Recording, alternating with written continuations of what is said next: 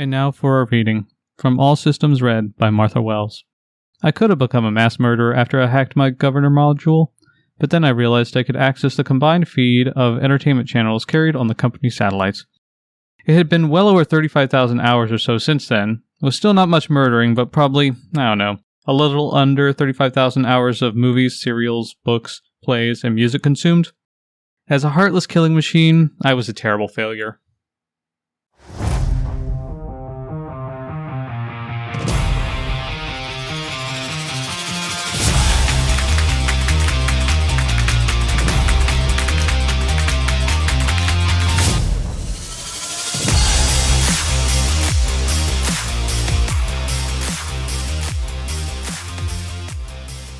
Hey there, you rowdy ruffians, and welcome back to another episode of the Reading Room Ruffians, your favorite library podcast. We discuss books we've read, tell you about our upcoming programs, and throw a few guest speakers in for some flavor. We are coming to you from our public library in Jackson County, West Virginia. This is Mallory, your mermaid mistress, and I'm joined by my chaos companion and BFF, Ariel. I live for the chaos. Our supreme overlord, Carla. I have no words. And coming in hot from Seattle, Washington, we have this nerd, Zach. Hello, my little patronauts. Oh my god. Today we have T.A. Spencer in, so we are going to talk all about Steelfated, his writing process, and tossing questions his way about anything we could think up. Hello.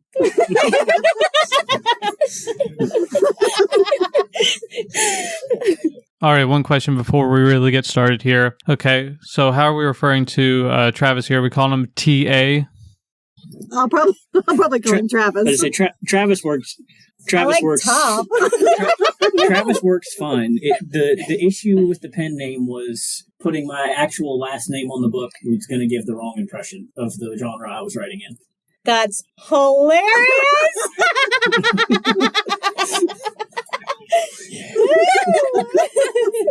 That's fantastic. I feel like we need to leave that little blurb in there. See, it's a blurb. I feel like that might be like our, not blooper, but... The soundbite. Yeah, the soundbite. Okay. Do you want to go ahead and get started with what you were wanting to talk about? I want to start with his background in the area and how he came up with the first idea for this story, because I think it's a great beginning. Well, I've lived around here my whole life. The actual first pieces of this story, even though it doesn't appear until the beginning of book 2, because I think I cut it, was one of the Roundup writing contests, like 2004? Yeah, something like that. 2005, somewhere in there. So that you guys may not have seen that yet. I can't remember. It was in this book. It was where I was going to end, and then I decided not to end the first one on a cliffhanger. So I think it's the second chapter of book 2 now. Okay. Where that shows up. But yeah, so the book is almost old enough to vote, or no, almost old enough to drink, old enough to vote at this point. But or at least pieces of it are, and it's been rewritten so many times it's not funny. Yeah, it's a little bit of everywhere. Well, I'm glad you said that about the story not being in this one, because I'm like, I really missed that. Well, like I said, I think it was in there, but I'm pretty sure I ended it a little. I gotta say, I appreciate the thought process of I didn't want to end it on a cliffhanger. The second one, though, don't worry about it. That's rude. Didn't want to do it the first one. Because you're already writing the second one. The second one is a little over 2/3 of the way done. Nice. Which is so exciting. Hoping to have it done by the first of the year. Well, that's a bit faster. Yeah. I mean, I'm going to try not to be George R. R. Martin here. Actually finish. Oh my gosh. What was the worst part of editing your book? Editing in general, like cutting stuff out? My biggest problem, especially with my mom being an English teacher, I am very, very, very sloppy with commas. I think it's just where my hands rest on the keyboard.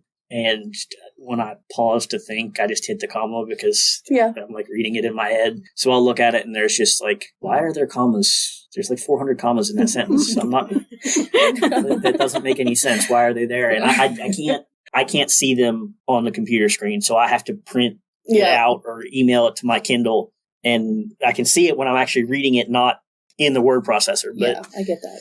Grammarly and Pro Writing Aid don't always catch the commas either. They are lifesavers. Yeah. But they're not perfect. So sometimes they actually want to add them in. They want you to add a comma. Honestly, I love commas. I feel like they belong everywhere. Sprinkle them in. It's fine. I never use them. The first time I realized I did that was in one of my creative writing classes in college. There was a piece of this you can't really tell from the story it was there, but it's in here that I wrote. It was a 28-page assignment for the class that I wrote. And we had one girl in the class that was specifically going to be a line editor, and it looked like she sacrificed a chicken on top of my paper. Red marks everywhere. Oh, man. Yeah, see, I don't use commas. Mm-hmm. Like, when I write a big thing on my phone or on the computer, I get little, like, lines underneath, and it's like, there's, like, wanting me to add, like, 20-some commas, because I just do run-on sentences. You need to edit. I type like I talk. It's one continuous stream of garbage coming out, you know? It's just like, blah, blah, blah, blah. I just be talking. So did you do all the editing yourself, or did you have other beta readers helping you out? Yes, I had several beta readers. Oddly enough, my best luck with beta readers has come from Australia. I found them in a writing group on Facebook. They were very helpful. I did a lot of the editing myself. I'm really hoping to have it professionally done for book 2, but that's we'll see. There was one of the people that I printed a copy for early on. Mom said is an editor, and I'm hoping that she'll want to do the second one. But I also haven't heard anything from her. I don't even know if she's read the first one yet. So, but yeah, if I have to do it myself, I'll do it. It's just a very slow, tedious, painful process. So did you remove big chunks during the editing process? I mean, this is a pretty big book. Yeah, it trimmed down a little. Most of what it took out was things like commas, or I switched word processors about halfway through writing the first one, and for some reason, when I move files back and forth between the two that I use, it likes to double the final paragraph in a chapter. So I'll look and it'd be, I'll read the paragraph and then I read the exact same thing, like 2 lines down. Why is that there? Yeah. I just said it. But, it won't catch things like that, because if I've already corrected the grammar in them, it looks right. And it's just written twice. So it did take a chunk out, but not, I think the biggest chunk I took was the last 2 chapters that I put into book 2, from the original plan of where this was going to go. And actually, in the first editions, I kind of give something away in the epilogue, because I didn't double check that after. Mm-hmm. So there is a couple of lines in there about where the story ended that are not correct, because I fixed it when I got it reformatted. But the first editions have, so they're even more valuable now. Yeah, they give away the start of book 2. So it depends on how many people read the epilogue and the prologue and stuff. I did. I read the whole thing. So you don't necessarily need them to make the story make sense, but it'll add an element to the. I love an epilogue. Mm-hmm. I love when books have those. It'll add an element to the story when the next one comes out. Well, in general. In general, it's framed. If you read the prologue and the epilogue, it's framed as a story within a story. Yes. So you don't need the bard telling the story to make the actual main part of the story make sense, but it adds to it. Yeah. So is that something you added in later, or for a particular reason? Because I don't think it was in the original copy I read. I don't know that I added them in for a particular reason. The first 5 chapters are the hardest part to write with a book 1, because it is really hard to do the world building and not be boring. So the prologue was kind of an attempt to break that up a little bit. And I was reading something else that the whole story is framed in chapters by a bard telling the story. And I thought that was a cool idea. It was Kevin Hearn. What was the first book? Plague of Giants. I don't know. I haven't read that one, but I have read. Have you read the Iron Druid? Yeah. Yeah. Okay. So he's got another series. It's the 7 Kennings is what the first 2 are out. The third one's supposed to come out in November. But he is actually a very cool person. If you have ever had a chance to talk to him, I haven't, but I did read the beginning, and I have. That was really cool. And he's very interesting. I need to send him a copy of this, but that's on the list somewhere. Yeah. So that leads me into another question. How did you come up with the Druidic binding process for the book? It was very cool. Yeah, that was, I think if you're a fairly avid reader or play a lot of video games, I think you can tell certain places what I was reading and or playing at the time. I thought the tattoos from the Iron Druid were a really cool idea. Yeah. And I was like, well, I can't directly copy it. So I had to figure out how to make it work.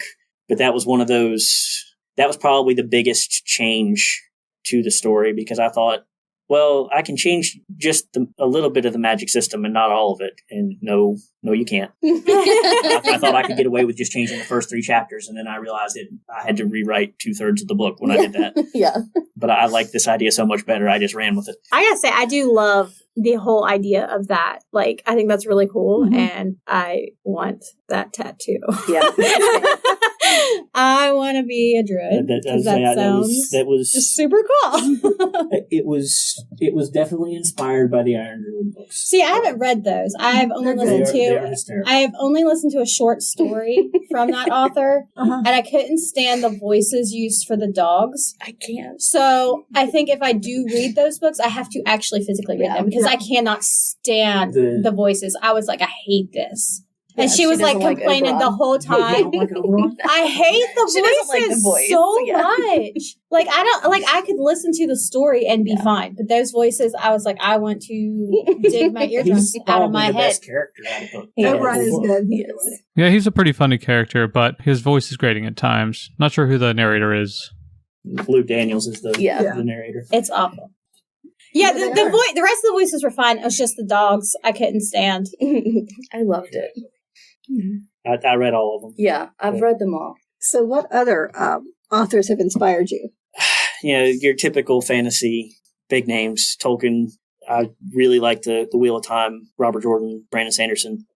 I came across Terry Pratchett much too late in life for having known you as long as I did. I don't think I read the first Discworld book till I was 25. Really? What the heck? Yeah, knowing you guys, there's no reason that I shouldn't have been. I should have been smacked across the face with that when I was about 10. And that would have been the perfect age. What were we doing?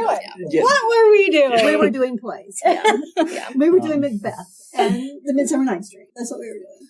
I'd like to think there's a little bit of that showing up in this, but that was kind of a late influence. I think it's in the philosophy is where you get some of that in here. Yeah. And that's the other. I'm really trying. I really liked the idea that Robert Jordan had with the Wheel of Time being how information degrades over time, when especially if there's a societal upheaval of some sort. Because if you really pay attention, especially in the first book, there are a handful of throwaway lines that are Easter eggs, essentially.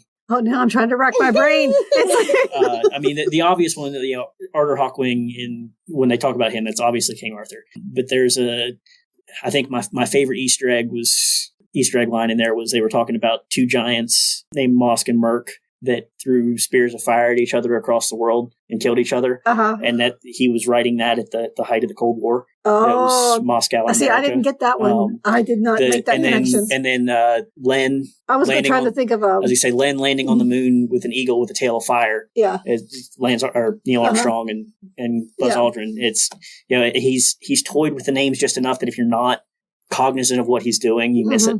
But he's got a bunch of stuff like that in there. And I'm trying to do something similar. I have an overarching plot. Nobody's come close to guessing it yet. So I haven't had to buy anybody a pizza. Well, there you go. I don't know if you read that part. I did. I read everything. The first person that gets close enough to my satisfaction I'll buy the pizza. Yep. But I haven't had to do it yet. I've only really had one person. I've only really had one person guess. And take notes. Yeah.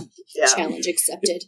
I felt like and I didn't get it, but I felt when I started reading, I thought, I've known Travis all his life, just about. We have done all kinds of things together through 4-H. I'll get this, and it will be fair. And I didn't. I didn't. So I'd have to really look. Don't expect anybody to get it until probably book 3.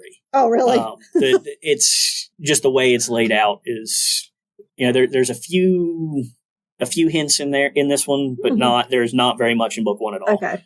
Like I said, that one, it's the best hint I can give you without giving anything away is really pay attention to names. Okay. I was actually going to ask you. Speaking of names, we wanted to know how you ended up coming up with all the names for everything. Some of them were, Raiden's name was actually it originally came from fantasy name generators. I was just clicking a button looking for a name for a D&D character, and it popped up, and I played with the spelling a little bit and like that. Morgan's name has been spelled several different ways, but I settled on this one fairly recently. She's been several different characters, but this is probably my favorite iteration of her that I've managed. The other ones, some of them kind of came to me, some of them didn't. I had to really pay close attention to Gwen. In particular, her name was something else when I started it, and it was the word processor I was using didn't have a find and replace function. Oh, no. So I had to go through the book and make sure that I caught every instance of her name changing. That sucks. Yeah, I did catch all of those. But that was, luckily she didn't show up until she was in like the first 2 chapters originally, and then not anymore until later on. So I just had the first couple of chapters that I rewrote so many times that I couldn't tell you where I started with them at this point. And then like the second half of the book she was going from a big chunk in the middle of it. I gotta say, I really enjoyed the characters' nicknames, like Eight Finger or Mouse. And I'm like, I love this. Yeah. Those 2, Mouse is a fairly recent addition to the concept. The Eight Finger was originally, I think, the captain of one of their guards. So she was in the story, but not. Yeah. I just didn't want to give up the name. I like really. it, though. I mean, that's like the kind of nicknames I would come up with for people like in my life. Like when I was young, our cousin got a shotgun shell stuck on his finger. So instead of helping, we sang the song Corey of the Nine Fingers and the Shotgun Shell Doom, because we were super helpful. I mean, so like, I was like, I love this. This is the kind of crap that I would come up with. I mean, yeah. What about the place names? How'd you come up with those? Like Ray Sharrock. Oh wait, I guess that's a person because it says by the reckoning of Ray Sharrock. That one again. A lot of the Elvish names were fantasy name generators. That, like I said, I played with the spelling. I played, apostrophes. You can make anything look Elvish. That's true. Throw in some apostrophes and vowels in there, and you're good. That one is a name. That was the reason I put the dates on there. That was actually a help for me, where I had pieced it apart so many times I couldn't remember what order things happened in. Yeah. So I had to go through and I was like, okay, I put this at the beginning of the chapter. I know when this is supposed to happen. Yeah. So if I'm finding stuff that happened after, I need to either get rid of it or change the date on the top. So that's a writing aid for me more than it is for anybody reading the book, other than I guess it gives a little bit of context, because otherwise I felt like things might feel like they were happening in like 3 days. Yeah, I didn't. Really there was a couple moments where I was reading and I was like, wait, we jumped.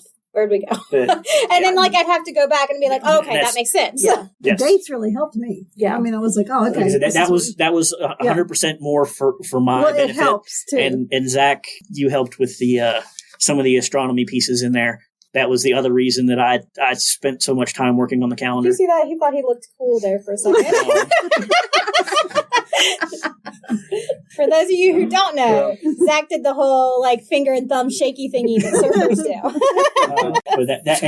That was another one of those ideas that I ended up chasing probably way too far down the rabbit hole. Because my concept was, well, what if I had a character that was a werewolf and the world had 2 moons? Dude, I love the werewolf guy. Like, I know that he's not got a huge... He's much more important later on. Thing, but I enjoyed the fact that, like, they were like, oh, yeah, that's, such and such. He, changes and stuff like that.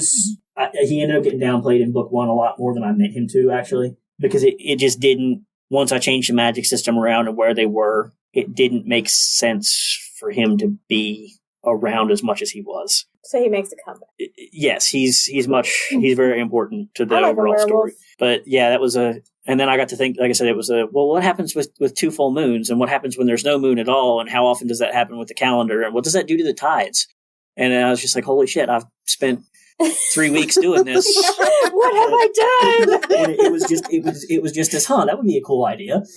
So that was like I said, Zach he kind of mapped out the orbits of the moons, and they did some cool things, if I remember right.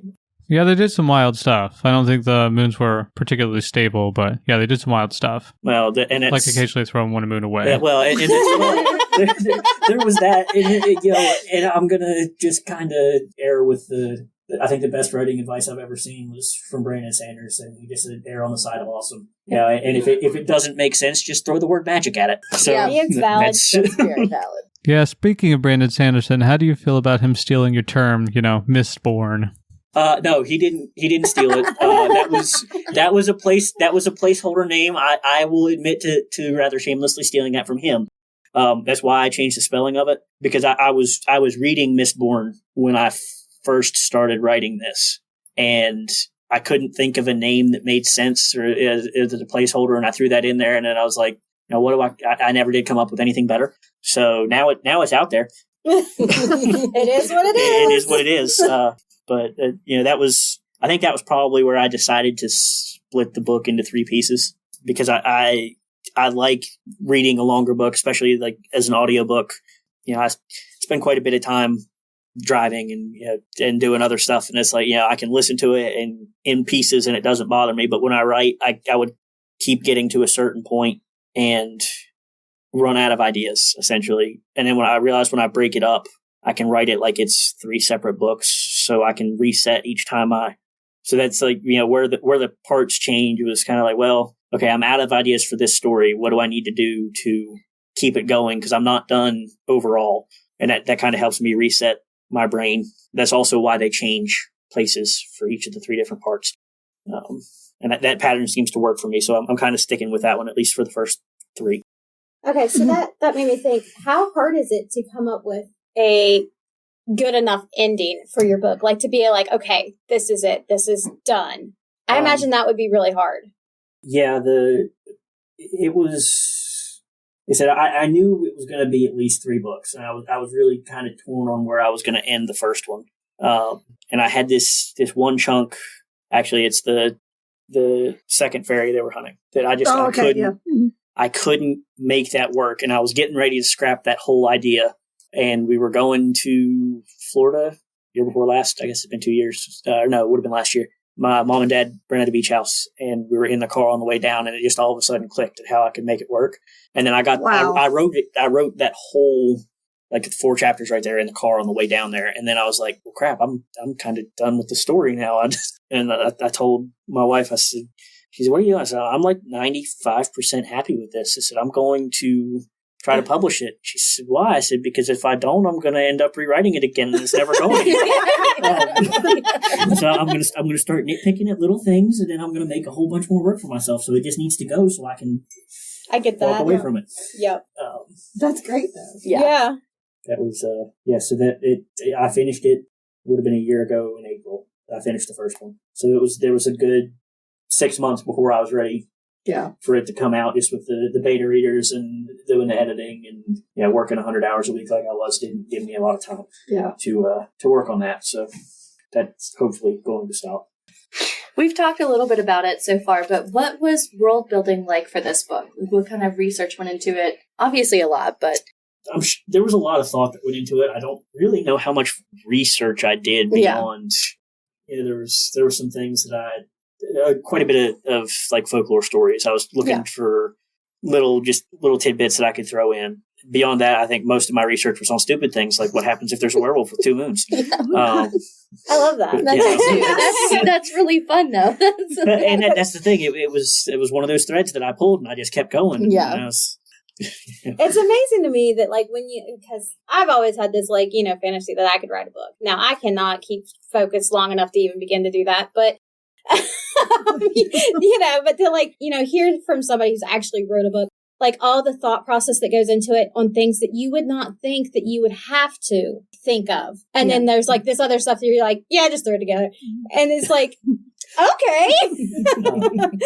But I think I do agree with the idea that it takes, like, the hardest part is the first 5 chapters. Because that's where you lose. If you're going to lose a reader, that's where you lose. Yeah, because I don't know how many books I've read that I'm like, this is awful, and I'm like, just push through. Maybe once you get to the middle, it'll be better. And a lot of times it is. But that first part, and when I suggest the book to someone, I'm like, okay, this book is really good. You just have to get past the first part.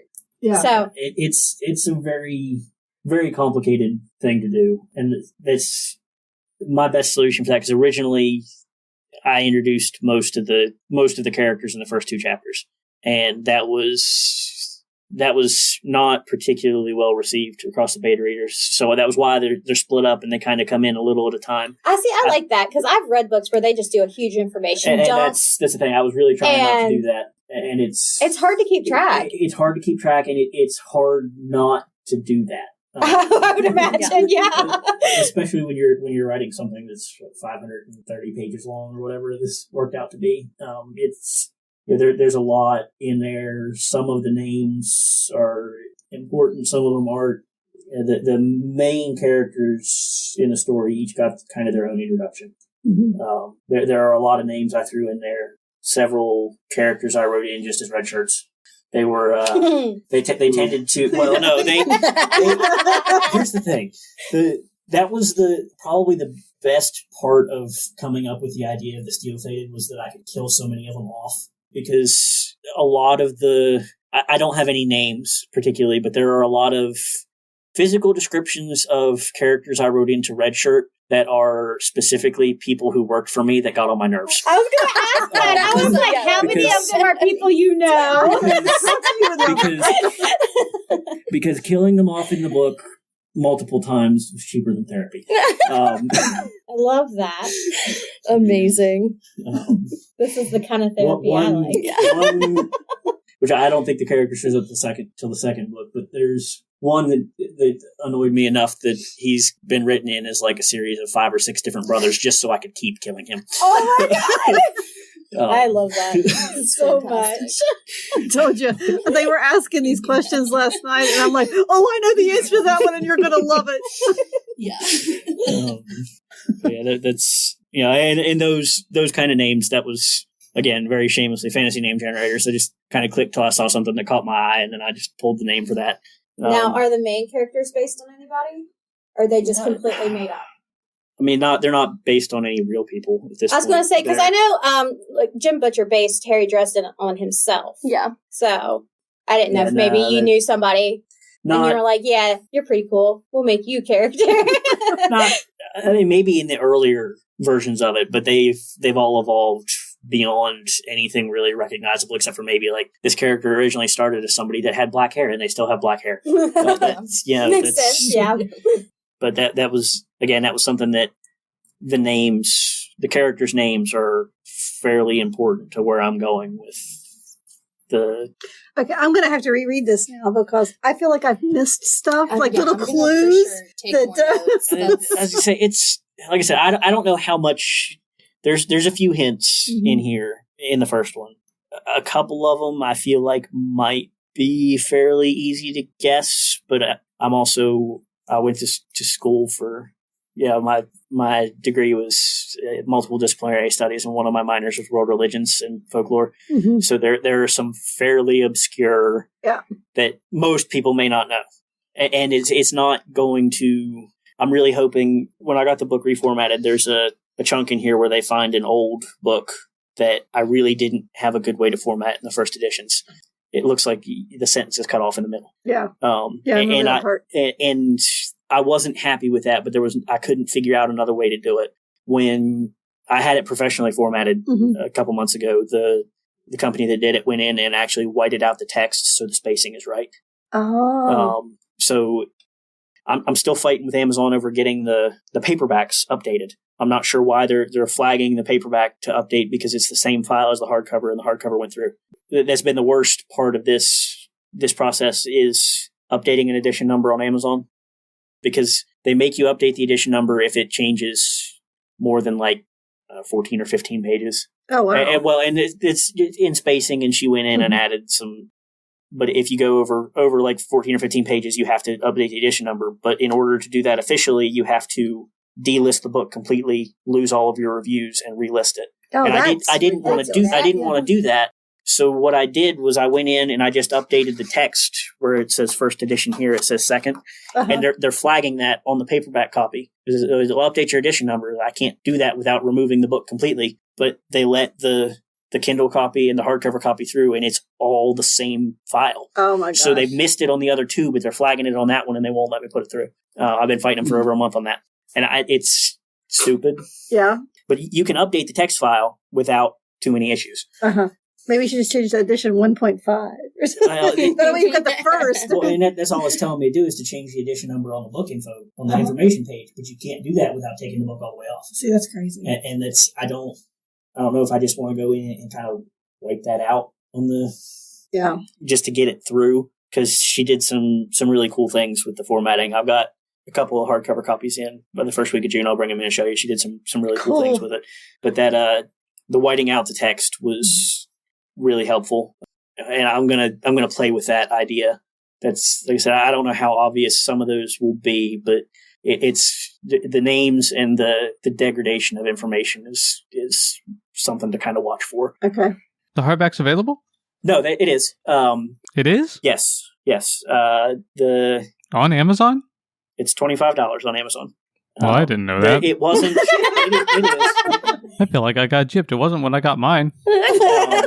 So when did you get your copy of? Like right when it came out. Okay, yeah. So okay. So that's why the hardcover wasn't. The hardcover came out about a week later, and the reason that it did, because I wasn't. They're a lot more expensive to print, and I was afraid I wasn't going to be able to move any copies because I debut author and I don't really have a name built up. But I had 2 or 3 people that I've done lawn work for and stuff over the past few years that wanted to buy a copy, but would only buy a copy if I printed it in hardcover. So once I figured out that Amazon only charges me for the copies that get printed physically, I went ahead and made the hardcover edition come out and basically charged them a lot more than I was charging on Amazon because they were difficult. Yeah, they were kind of a pain about it, but I made enough on those 3 copies that I could buy myself 4 or 5 with the printing costs. Yeah. So I have 2 first edition hardcovers at the house. I have there were 15 total printed before it got updated. I have number 1 and I have number 15. That's pretty cool. That's cool. Yeah. No, I wish I had one, but I didn't. Me too. I'm stuck here with my paperback. Well, and that was, like I said, I had no intentions of doing a hardcover when I did, because their advertising on it was a little misleading. You know, they talked about the paperback and the Kindle being free to publish other than printing costs, and they didn't say anything about a hardcover. So I didn't want to have to turn around and shell money out I didn't have to do that. It just costs more to print. So the other thing, and I got an email from them. I guess the printing costs are going up on June 20th. So I don't know what that's going to do to the price of the book on Amazon, but I'm going to have to, their legalese is very tricky. I do not make very much. I make about 30 cents a paperback sold on Amazon. The hardcovers I do a little better on, but I don't want to have to jack the prices up too much, but I don't know what the printing, Yeah. I'm not going to give them away either. Yeah, I get it. So do you make more money off the hardcover version? From Amazon on the royalties, yes. Because I've only sold 1 hardcover through Amazon. And I make about $3 a copy for the hardcover sold through Amazon. The Kindle, I make about $2 a copy. The Kindle Unlimited, I actually get about a half a penny per page read, which I tried to... It knows that my Amazon account is linked to my Kindle because I had to link it to publish the book. So I can't just click through it myself. I tried. But if somebody else gets it on Kindle Unlimited, and I think you have to wait 4 or 5 seconds on a page, but clicks through it, I make about $3 every time somebody does that. That's cool.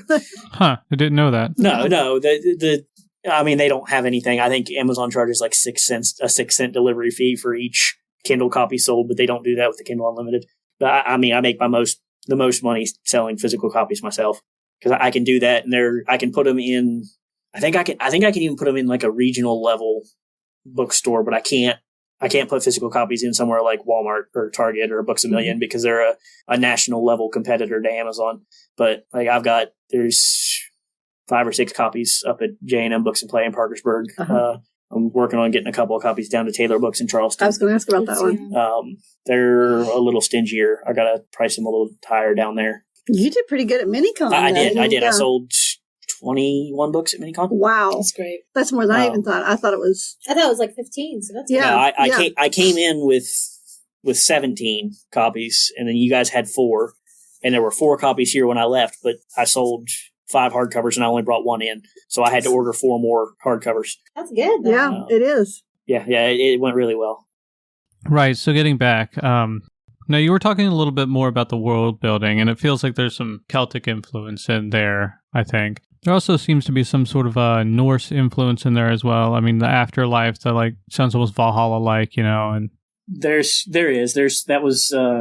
some Celtic and some Norse. I'm trying to kind of stay away from the typical fantasy tropes. I have some ideas. Book 2 kind of focuses on the elves. They're with the elves quite a bit, and I actually based them off of like Edo period Japan. That was probably the longest chunk of writing for book 2. That it just took a lot of research to do, and I'm through that part now. So back into the kind of Norse Celtic that I'm a little more familiar with. Yeah, most of the time when you see a fantasy book, you've got the elves are particularly kind of upper class British and snooty. I thought these guys were a little scary. The Fae are different. Oh, okay. I'm thinking of the Fae. I'm thinking of the Fae. The elves Not the don't. elves, yeah. The elves don't really show up too much in the first book, and the Fae are supposed to kind of be scary. Oh, they were. I thought they were. I mean, it's again, it was in a subtle kind of watch what you say. Good. That was what I was going for. Yeah, I have a couple of really fun plans for that. I was gonna stretch it out a little more than I'm going to because of the way I've got the third one outlined. And the way I've got it outlined, I'm not going to be able to stretch stuff out quite as far as I was. But especially if you read a lot of the older tales about the Fae, they're not. No, they're not. This was more along those lines. Yeah, and that's what I was going for. They've gone from being super scary to being like Victorian rose-tinted glasses did a lot of damage to what the stories actually were. I mean, these are like corporate lawyers type. You know, it's like, well, I'm going to write down everything you say and the way you phrase it, and I'm going to work around it, and you're going to suffer for it. Yeah, and that's how a lot of the stories are. Yeah, and there were some really kind of quirky things I found about the Fae when I was researching. A lot of them were like a lot of the stories. They were kind of obsessive compulsive, and like there are a lot of stories of people getting away from a Fae that was trying to steal them by throwing a handful of rice or beans, and they have to stop and count it. Yeah. So that I'm toying with those elements a lot more than like Tinkerbell. Yes. They were not Tinkerbell like, and that led to a really fun thing I'm going to do with the last one that they're hunting.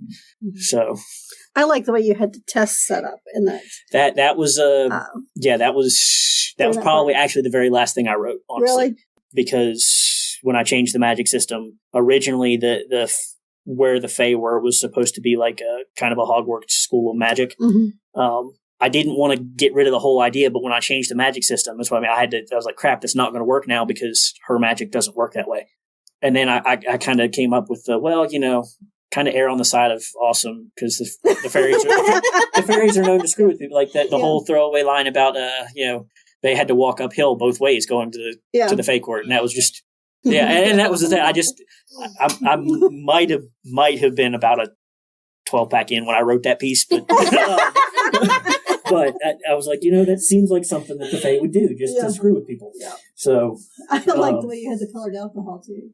That was I stole that a little bit from Brandon Sanderson, the Stormlight series. They have different colored alcohols doing different things. And I was a little, I stole Mistborn from him, and I had been working on a little bit of that prior to the first Stormlight book coming out, and he got it first, so I was like, crap. I guess fair is fair. So I had to restructure some of that because that was specifically how Morgan's powers worked, because she's kind of got control of the weather, and that was I think I had specifically used the word Stormlight. Oh, okay. Then that came out. And I was, but it's all right.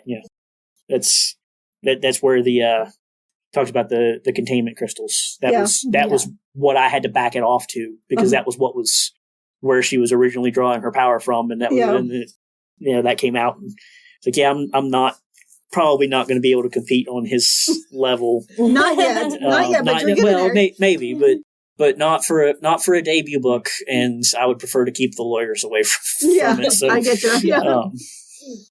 Could you talk a little bit more about the magic systems that you developed for this? I mean, it seems like you've got a few here. You got like the wizards and this tapestry thing, but the main character can use the tapestry stuff. And also she's a druid, so they have the druid magic, and they apparently knot things together, and they have all the tattoos. And then also there's like the fae with the fae magic. And actually one more thing is that you have the werewolf dude, and he is apparently immune to magic, which is interesting. But yeah, it seems like you have a bunch of different kinds of magic in here, so... Yeah, so that was... Some of that, that was one of those kind of D&D influences. And the tapestry specifically I left in there from her originally being a mage. That was kind of where they got their power from. The druids doesn't make sense. They have to draw it from the earth, but she can do some things that most other druids can't. So that's why she can kind of cross over a little bit. That took some research, and that some of that falls back into the calendar, and some of it falls into the kind of the pantheon of the gods that are there. And that'll become more important. So I think I have 6 books kind of planned out, but they're going to be two separate trilogies. So the second set, that will be more important. And that's where, like, the Rodlin, the werewolf, he'll be a lot. I mean, he shows up more in the second book, but the second trilogy is more focused on him. He is one of those rabbit holes. The calendar is, they have a 400-day year. And then I tried to figure out ways to divide that, and how, into different months, into different, because one of the earlier versions of this was kind of a reimagining of the Roman Empire invading Britain. Oh, okay. And that's kind of where I'm going with the second. I had a whole book written and just about done, and I decided it was better as a book too. So that was. I am not willing to give that one up, but that's going to be the first book of the second trilogy, because I can do away with a lot of the heavy world building that was just really, really painful to read. But I really like the overall idea of the story, and the calendar kind of plays into that. I think it was Terry Goodkind, one of the books I read, that talked about, it was one of the Sword of Truth series, the best thing that fantasy armies that were using, that had magicians, that the best thing they could do was cancel each other out in a fight, and just let the actual fighting take place. Yeah. Because otherwise you get this whole, somebody can just throw a fireball and wipe out 500 people. And that's going to play into it. Their magic system kind of works on a series of base 8, and the other one's going to work on a 10. So there's going to be some really destructive potential right at the beginning while they're figuring out what they can do to stop. Oh, wow. So that's written in later on, but that's where a lot of that came from, was trying to make that balance out. And that was a rabbit hole I intentionally went down, as opposed to some of the other ones I chased. But that one, I was really trying hard to balance things with the magic system, and not just have it be a kind of Deus Ex Machina where, he found the magic sword and that solved all the problems. Yeah. Or, they just kind of waved their hand and it went away. There are certain places for that, but not. I think that's more for like a fairy tale or a children's story. They all lived happily ever after, and there were no repercussions for anything they did. Yeah, that's not really what I was going for. I like the way you handled some of just the basic human emotions and human conflicts, and the way, and this is going to sound awful, and I don't mean it to, okay, because I have known you your whole life. I was pleasantly surprised and impressed at how well you handled the female point of view. It's like, that sounds awful, but it was like really good. That's fair. Originally, this whole book was written from Raiden's point of view. Really? And I wasn't happy with how Morgan came out. She kind of ended up repeatedly being a damsel in distress, and that was not what I wanted for the character.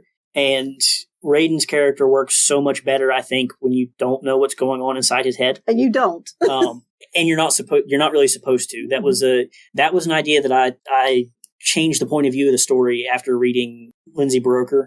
She's a very, very successful self-published author. And she's got a lot of how-to books on how to do it that are actually fairly helpful, but she is her first book she released was called The Emperor's Edge. And she's got a character they're a lot shorter than this, but there were 8 of them in that series. And one of the characters she wrote is an assassin that he works so well because he sees things going on that nobody else really does and reacts to them before anybody else can catch it. And I think it was either in book 7 or book 8, because she went through and rotated Amaranth Lockton was the main character, and she was a point of view in all the stories. But then she went through the different characters of the party. So book 1 was all Amaranth. Book 2 was Amaranth and one of the other characters. Book 3 was a third one. And they were all still there, but they got to focus on the one character. And when she got to 7 or 8, she focused on Sicarius the assassin. And I feel like she really gutted the character, because you get into his head and he's like, did I actually see that? Did I not? Am I being paranoid? And it just, once I read that, I was like, crap, I can't do that to Raiden's character, because I don't think I think there's a way to present it so that doesn't come through, but I don't think I'm skilled enough to do it. I kind of like that aloofness and that mystery. And that's character. Really I really think that's what makes him work. And their bond, I'm trying to humanize him a little bit, so later on she can kind of get an idea of what he's thinking, but still not know. Yeah. But that was that was why it shifted to Morgan's point of view, and I think it worked a lot better. I like the way you handled it. I like the way you handled some of the things she had to deal with too. I don't want to give anything away, but there was one really kind of unexpected for me. It was unexpected where she went back to the druids and I'm not going to go any more than that. But that was originally that scene was, like I said, that was one of those where she had originally just come up kind of as a damsel in distress, and I didn't want that. Yeah. So when I rewrote it from her point of view, I think that really helps Raiden as a character too, because he has this tendency to just kind of like step in at the last moment and stop things. But that was kind of, he's standing on the background of that. No, you had it under control. Yeah. If I didn't think you would, I'd have stepped in. But and then he was there without being there. Yes. Without being the same. Yeah. And that was one of the last chapters I rewrote. Really? I mean, the whole Fey Court was probably the last thing, because that was the magic system. But that was one of the later ones that got added in. I loved it too when they blindfolded him, and it was like it was just really good. He counted the horse's steps. That was a really good part. Rabbit hole. I fell down. And I was like, and I was like, how far does a horse walk on a normal step? And I was like, why is all this stuff in your Googles? I said, don't worry about it. This looks like I'm not a psychopath. I'm a writer. That's a very common. Like, I'm sure most authors probably pop up on some sort of government. There's some really. I also like how Raiden was all like, "Well, if you hadn't been so rude, then and that's his character is very. The powers that be don't think much of him because he intentionally provokes. Yeah, and that gets. I stick with that quite a bit. He does a lot of that in book 2. But he's so good, he can get by with it. Yes. That's that's kind of his explanation was, I can get away with it because I'm skilled enough to handle most things. And when I'm not, the fact that I'm a noble kind of prevents them from doing anything openly. Yeah. And that's one of my favorite aspects of his character is more of he was very much written to kind of cut the Gordian knot, but, it was good. I like their interactions too. I mean, a lot of that. I don't want to go a lot into it. No, a lot of that is stream of consciousness. That's a lot of in my head of how. Yeah. That's and that I've had really, really positive responses on the banner between the two of them. Yeah. I would not have the patience that Morgan is. I would have smacked that boy. She throws things at him quite a bit. I know. The fact that when she's like they're getting cleaned up and she throws the soap at him and she's like, and he didn't have the whatever it was to let it just hit him in the face. Yeah, no, yeah. I was like, see, I wouldn't have just been okay with that. I've been like, oh no. And I would have gone up and like dunked him. I'd be like, nah. That's, and that falls back into his, you know, He probably would have like, here, put just, you on your ass. occasionally he just lets it, lets her hit him, and it's more of this, that's more of a mind game that he plays is, you know, are you going to be able to do this or not? Do I just let it happen? You know, Or did you really get lucky that time? Yeah. No, she doesn't. I don't think. No, and that was a comment somebody had was, why does she throw so much stuff at him? Because I didn't realize that I was doing that. And I also didn't realize there's a I think it's still in there. She has kind of this smart aleck remark about, you know, about not being able to sleep since she died, or she keeps getting woken up, because that was different chunks of the story I had taken from different places. And I realized looking at it when I went to edit that there was like 7 chapters where she got woken up by something almost in a row. And I was like, I got to make a joke out of this, or people are going to be like, this is too formulaic.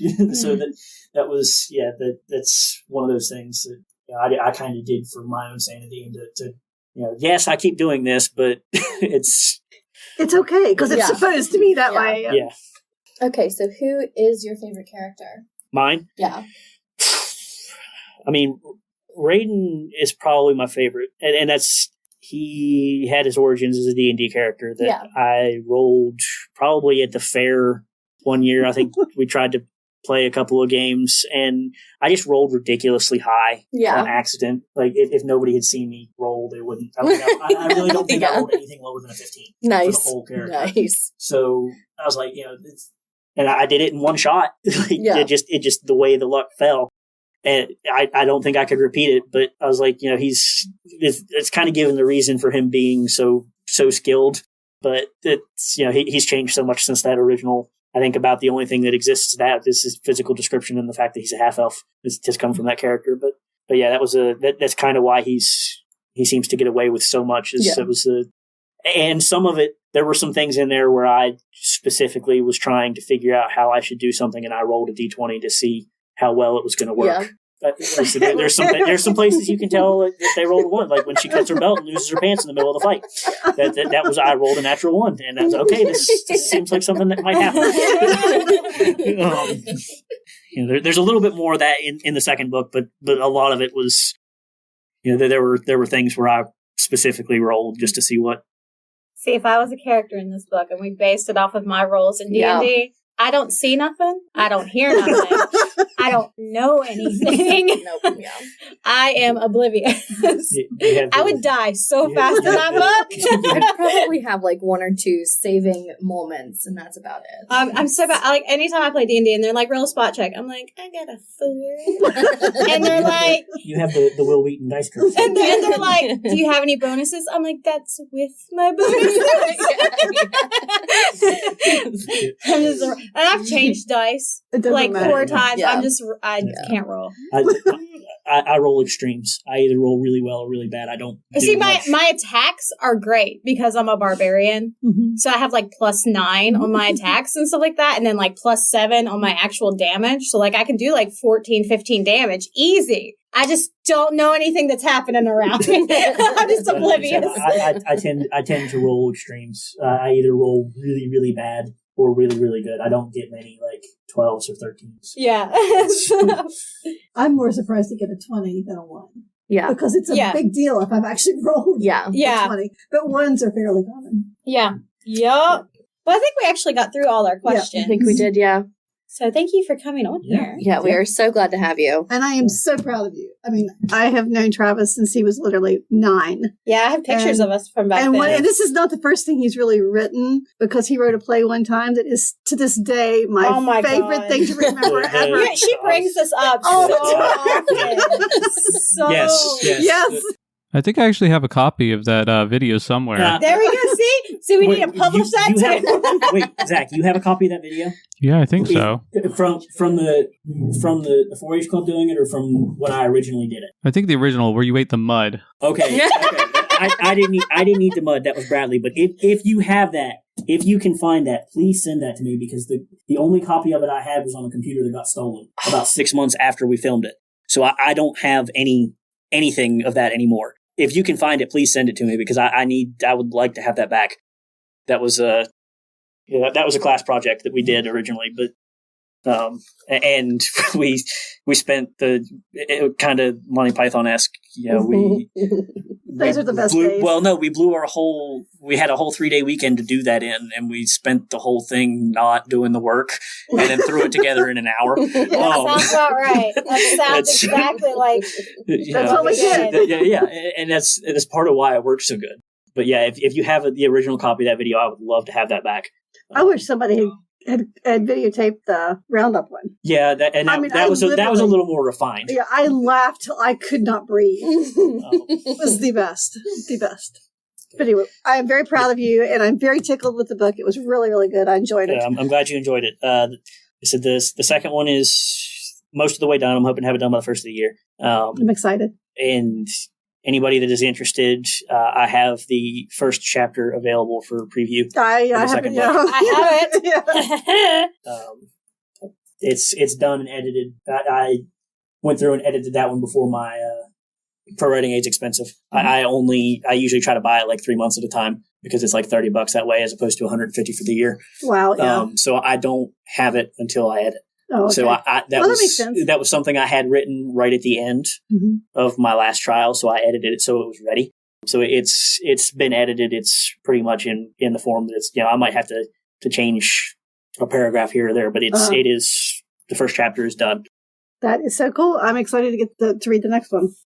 Oh, one final question. So I remember talking to you about a year ago about this, but have you looked into getting somebody to read the book, make an audio book, or is that something that you want to be doing at some point in the future?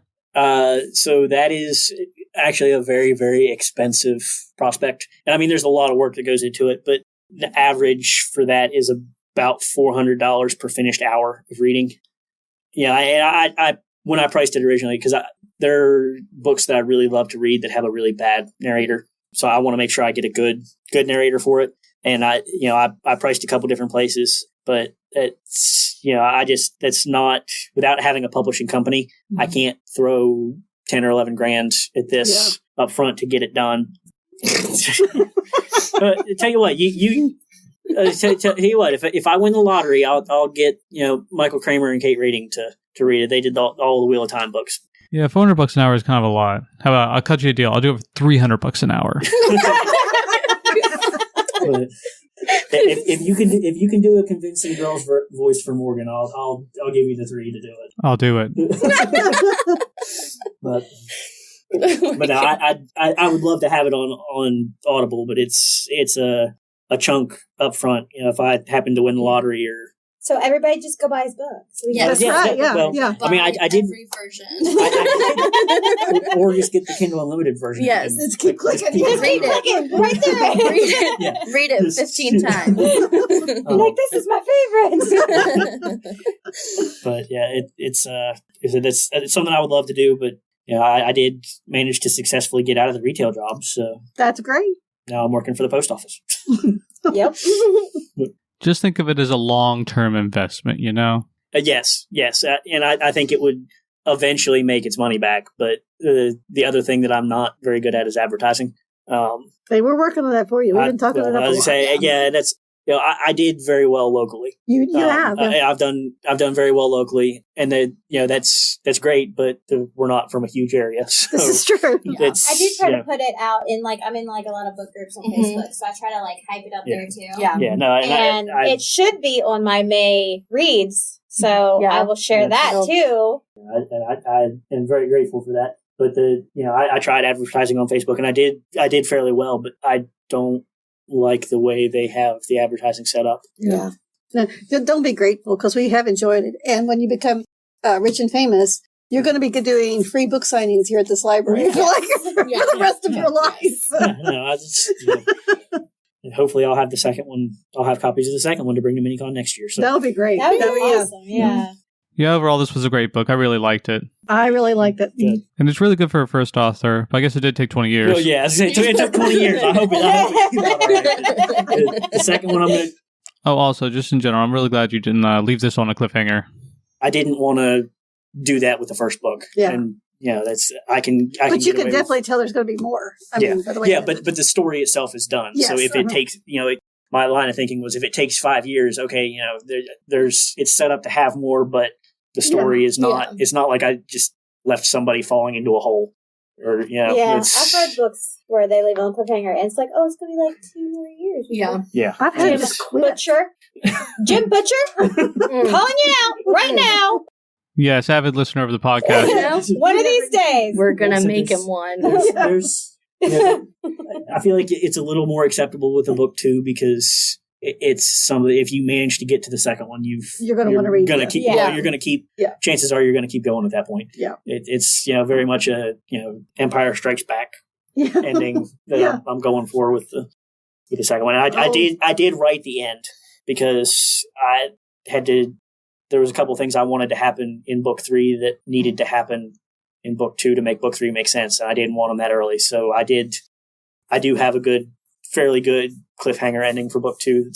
That's not where I thought I was going to end it, but it fits. So it's well written, and it gets back into the kind of the scarier aspect of the Fae. Oh, lovely! They were scary, but it was like little teeny things and pauses, and it was Make sure they're done talking before you talk. Yeah. and the whole vowel change line, I definitely, I very, very bluntly stole that from Kevin Hearn. Well, that was it's good. Yeah, it's almost verbatim. Just the names are different because my characters had to say it and not his, but. Well, once again, thank you so much for coming on. We were so excited to read this, and we were so excited to talk about it. We want everybody to read it. So we are going to actually be giving away a signed copy of Steelfated. So what we want you to do is listen to this episode, and we want you to definitely react, connect with us, let us know what you thought about the book, what you thought about this episode, and we will put you in for a drawing, and we will see if you win it. Pretty exciting stuff. Yeah. Very exciting. This is a first edition. Yes. It's a signed. Signed first edition. Yep. Definitely special. Okay, so on next week's episode, we're going to do a general book chat, followed by Ariel's deep dive, which is going to be The Patient by James DeWitt. And then the week after that, we're going to do Ariel's nonfiction pick, which will be Chasing Ghosts, about ghosties. Ooh. And then we will be having on a Spirit Walk Paranormal. There are some ghost hunters from Morgantown, and they're going to further the discussion of ghosts with us, and that'll be actually pretty exciting. So thank you for once again joining another episode of Reading Room Ruffians. You can find us on Facebook by searching Reading Room Ruffians Podcast. Follow us on TikTok and Instagram at WVJCO Library. And of course, follow us on our Facebook page, which is facebook.com/Jackson County Library WV. You can also check out our Reading Room Ruffians Goodreads, where we put all of the books we discuss and mention on our bookshelves. We also have all of our personal Goodreads linked with everything else social here in our episode descriptions. We're going to be signing off. And remember, only the best libraries have librarians who don't shush you.